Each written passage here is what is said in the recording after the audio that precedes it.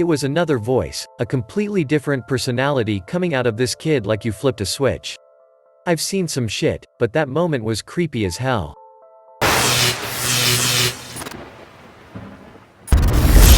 Welcome to Daily Dose Reddit. Psychologists, what are some of the creepiest mental conditions you have ever encountered? I wrote a paper on cotards recently. The disease is quite disturbing.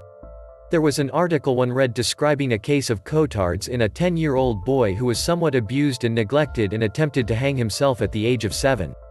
After that incident, he believed he was dead and that him being placed in a ward was useless. His family was dead, as was he. There had been some brain damage as he had been unconscious for a significant period of time, but when told that he had brain damage due to the lack of oxygen to his brain, he replied, "Well, how can that happen if I'm already dead? That doesn't make sense." Creepy stuff. A lot of people know about phantom limb syndrome, in which someone continues to feel as if their limb is still there after it has been amputated, often in great pain. Another interesting one that not many people know about and is almost kind of an opposite is body integrity identity disorder, which is when a person has extremely strong feelings that one or more of their limbs does not belong to them, despite being functional, and often they really want to amputate. From their descriptions, it seems that it is actually very psychologically painful, sometimes to the point that they will self-amputate because no doctor is willing to amputate a healthy limb. Reactive attachment disorder. I worked at a group home for kids with this disorder and it was creepy before I fully understood it. Children who have suffered severe abuse and neglect early in life often have their ability to form healthy attachments to caregivers or anyone destroyed.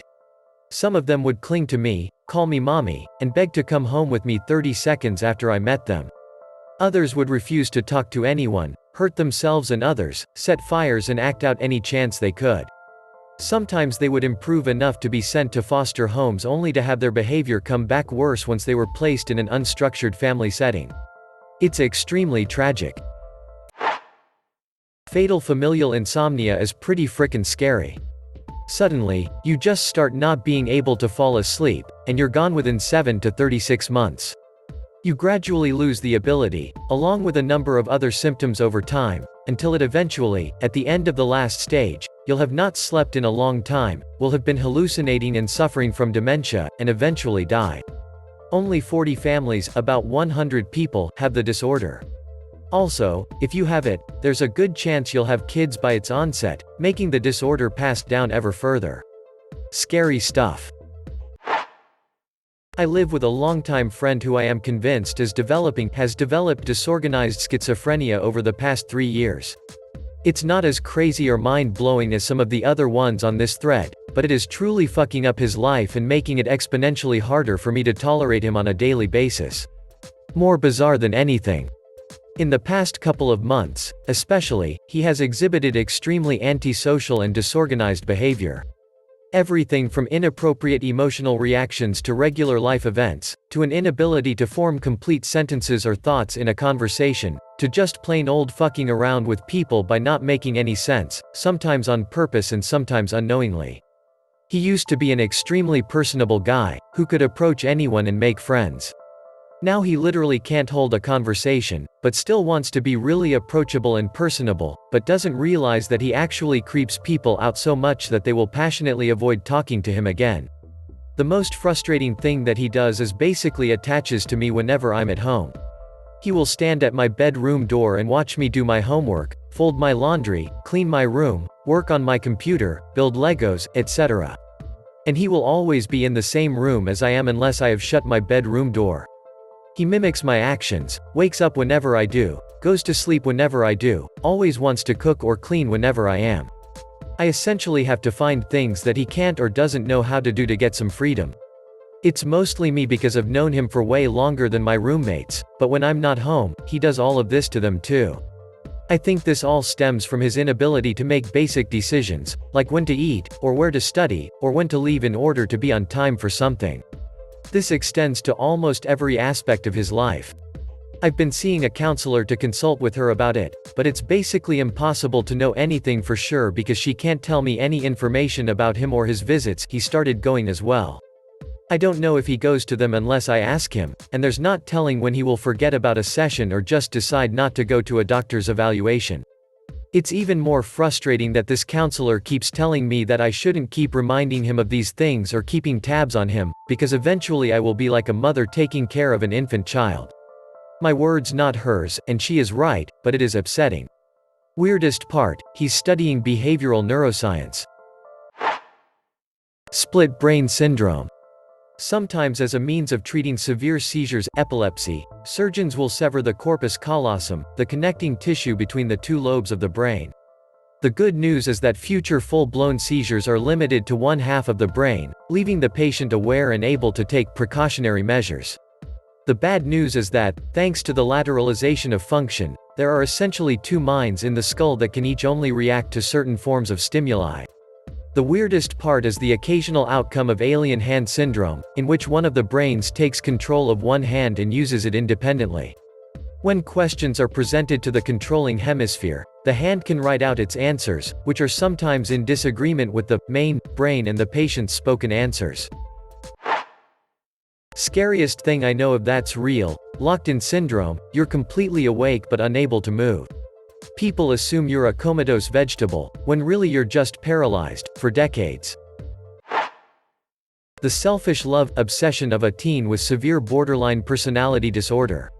This girl got hold of a razor and carved a boy's name, let's call him Steve, 10 times into various parts of her body. Then she had sex with another boy so that she could get pregnant, have an abortion, tell her friends that the child was Steve's, and that Steve had pressured her to have the abortion. All this time she had been spying nightly on Steve, had fake installed cameras in his house while he wasn't there, to make sure he wasn't dating anyone else, and had introduced herself to every one of Steve's close family members as Steve's girlfriend, while Steve wasn't around. The kicker, Steve didn't know this girl. He vaguely recalled meeting her once, but didn't know her name until I sought him out. He knew someone was pretending to be his girlfriend, but didn't know who. Wife is a psychologist. She says shared delusional disorder. Woman and her mother had paranoid delusions about mom's ex-husband, and were convinced he was stalking them and breaking into their house. The ex had gotten the woman's son, aged 6, a modeling contract, and they thought that every picture of a kid in a magazine was him. The images that didn't look like him they claimed were photoshopped. This was so weird and creepy since two people shared the same delusions. The worst thing I've actually encountered in terms of creepy was a little developing sociopath. He had history, fire, animals, sex, and was apparently high in CU traits. He was about 11 when I first met him, so no one was going to call him ASPD or anything, but that's what he looked like he was growing into. Anyway, the kid is incredibly funny, smart, and charming. No one can believe what his previous school and doctors were saying about him. I was new there, so I was taken in as well. Then, one day he gets in trouble for stealing, and we had the proof on camera, but he didn't know that. I'm sitting in as a witness, security, while he's going through this whole series of emotions, surprise, indignation, fear, anger, etc., as he pretends he has no idea why he's being accused. Then we show the tape and he just stops dead, blank expression, and says something to the effect of, "So what, you were just wasting my fucking time."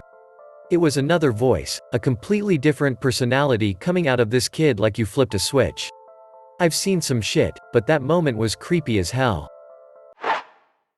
Psychologist here, work specifically with kids with degenerative developmental disorders. And in my day I have seen some shit. There is nothing creepier than something called happy puppet syndrome, aka Angelman syndrome.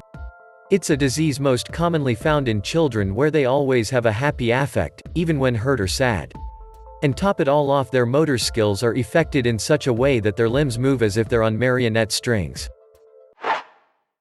Dissociative fugue. It's incredibly rare. Essentially what happens is one day, your mind goes blank and you move. Once you've reached a location you start building a new life for yourself. New name and everything. If questioned about your old life you either get very upset or brush it off, and when asked about your past as a member of your new life, you have nothing to say. Eventually, after months or years, your mind snaps again. It's usually brought on through stressful trauma. Culture-bound syndrome of Coro. It occurs in Asian cultures and is typified by an irrational fear of the penis receding into the body, causing harm. It is most common in men, and seems to be associated with feelings of sexual guilt or shame. In extreme cases, people have been known to mutilate their own genitals in attempts to keep them from going up inside their body, like grabbing their penis with a pliers. Pica is a disorder where people have an uncontrollable hunger for unusual items like clay, chalk, hair, paint chips, etc. I've read about extremely bad cases of hair pica where people have to have surgery to remove enormous hairballs from their stomach, as it is not properly digested. Obviously, eating other inorganic things can have serious health repercussions. Glove paralysis is another pretty interesting somatic disorder, in which the person can't feel or move their hands from the wrist down.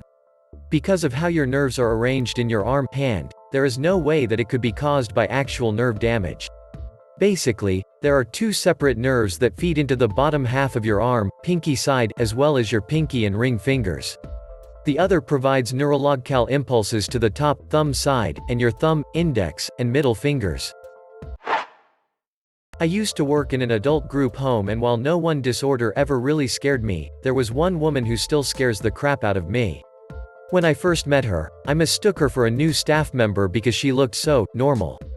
Then I noticed she was carrying a doll and a baby blanket. She was in her mid-20s. Then I noticed the large, swapped, jagged scar that ran from ear to ear. She was severely depressed, antisocial, oppositional, defiant, anorexic, and borderline psychotic, among other things. We began working together daily and she opened up to me a bit, but mostly it was to brag about her suicide attempts. She attempted to slit her own throat, tried to cut her wrists, OD'd on her psych meds, and swallowed it, attempting to choke herself. She eventually left our care after she swallowed an unsharpened pencil so she could go to the hospital and have surgery. That woman terrified me. And still does. Social worker here. Probably the scariest thing I have experienced was a client at the MHC I worked at. He was a blind, deaf, mute with a history of murdering a few prostitutes. He had just gone blind recently, but he could communicate through pointing and making these horrible guttural screams. This guy was an old man at this point in his life. This guy's appearance belied his past. I thought he was just an old man until one day I tried directing him out of my office with his helper when he grabbed my wrist and gripped it harder than anything I have ever experienced before. He damn near broke it. Right then and there I could see both how he could strangle those two women and the maliciousness behind those guttural screams. I've always found associative visual agnosia interesting. You maintain the ability to see objects and the intelligence to know what an object is, but your brain is unable to make the connection between an object's features and its identity. In one case study, a guy gained the able to draw objects with excellent accuracy. They gave him a key, and he reproduced it perfectly in sketches. When asked to identify the object, he could tell you about its features, metallic, some sharp edges, but he couldn't tell you what it was. Doctor, what if I told you it was a key? Patient, oh, that would make sense. I bet it is a key. He could list the features that matched with a key. Doctor, but what if I was to tell you it wasn't a key? Patient, well, I guess you're right. It probably isn't a key. I worked at a mental hospital in South Georgia. I remember a really bright and talented kid who was schizophrenic and had delusions and hallucinations. He could really play the piano. Until he held his hands over a gas stove and burned his fingers to the bone because God wanted him to be more humble. That was the most disturbing to me because I've never seen anyone inflict that kind of harm to themselves, short of suicide. My friend's father had a patient who was a paranoid schizophrenic. From the records, this fellow was the most jolliest of Rogers, always could keep a conversation going, very polite, and generous. However, he was convinced that his left arm was possessed. It was hard to keep him convinced his arm was normal and that he should think nothing more of it. Well, one day, he snapped. My friend's father was sent to the hospital when I was over at their house. He walked into the ER just to see his patient waving at him, yelling in exasperation, with his severed left arm in his right, covered in blood. I got it. I finally got the demon. Hemispatial neglect, or left side neglect. It usually happens when people have a stroke in certain places of their brain, and they just will ignore stuff on one side, typically their left side. Sometimes it can be so bad, they won't even eat food on the left side of their plate, even if they're really hungry. It's not that they don't see it, it's just that their brain doesn't process that there is anything important on their left side. If you ask them why they neglect stuff on the left side, they'll often make up excuses. For example, my professor in college said he did a study where he asked people with this disorder to copy a picture he presented, a simple drawing of a house and a tree or something. The patient didn't draw the left side of the house. When the researcher asked her why, she said, "I didn't like that side very much, so I didn't draw it."